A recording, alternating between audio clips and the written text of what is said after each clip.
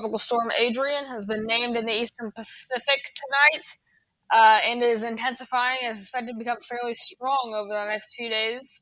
His first storm of the eastern Pacific in 2023. Adrian currently has winds of 60 miles per hour and a pressure of 996 millibars by DRHT analysis, and is currently moving west at 14 miles per hour. Here's Adrian's current location at 15.3 degrees north of 106.7 degrees west, putting it south of Mexico, right there. You can kind of see a little line running through for the border of Mexico into Texas, like, right there. Just not noticed that. Anyway, we're gonna move on. I don't want this to be super long. It's 1 a.m. I'm tired. So here is Adrian's forecast cone. Pretty much the exact same as the National Hurricane Center, just up the 3.5 and 4 day expectation, up by 5 miles per hour. We bumped it from 60-40 to 65-45. But we're expecting a fairly strong high end Category 1 peak with winds at 90 miles per hour. So, praying it doesn't hit any land. We're praying it doesn't hit any land, which it probably won't.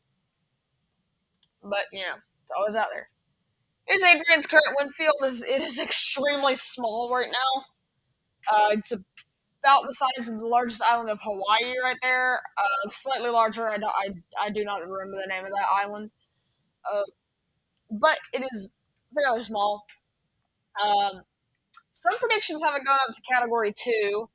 I haven't checked a lot of predictions lately, but I know, I think GFS has it going up to Category 2. I'm not sure. But let's move on. So here is the anomalies, as I like to call them. Every single agency running with 60 miles per hour right now. NHC, NOAA, GFS, ECM, WF, ICOM, all going with 60 miles per hour. And a few times where every single agency agrees on something. But we're going to move on to the GFS now. So here we are on the GFS. This is the entire continent of North America, so you can watch the Atlantic too, I guess. But there's Adrian right there. Initially strengthens to Category 1. Potentially Category 2, 977, potentially Category 2. Then a potential tropical storm Beatriz forms behind it, which the NHC currently has an 80% area interest marked for that. Then Adrian just kind of hangs out there. And really doesn't do much of anything. And then a tropical storm hits Florida. And then another storm forms where potential Beatriz could. So the Western Hemisphere is in for it. They got Adrian, Beatriz, whatever the sea name is for the Eastern Pacific season this year, and Dawn. Yes. We haven't done a lot of updates. We didn't do any for Arlene, Brett, or Cindy in the Atlantic. But we're going to start uploading more consistently.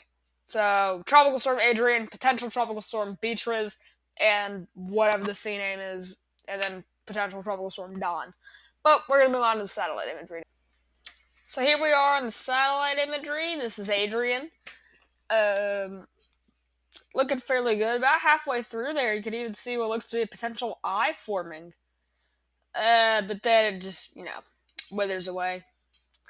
But, speaking of it, well, not speaking of the eye, but speaking of impressiveness, extremely impressive cloud tops right now, and minus 90 degrees. If not minus 90, very close to it. You see that coloration right there? So, yeah. Those are pretty rare nowadays. Unless you get like a high-end strength storm, but we're not going to go there. But, yes.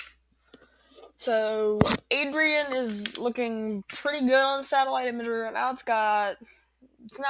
blowing up a decent amount of convection right now. It's got that, classic rotation pattern with the, cloud bands on the side showing that. And, the big wispy nature of the clouds over here. So, definitely got some rotation going on there. Wouldn't be surprised if we see an eye start forming within the next 12 to 24 hours. Probably probably a little bit later, but would not be surprised if we see an iPhone in the next 12 to 24 hours.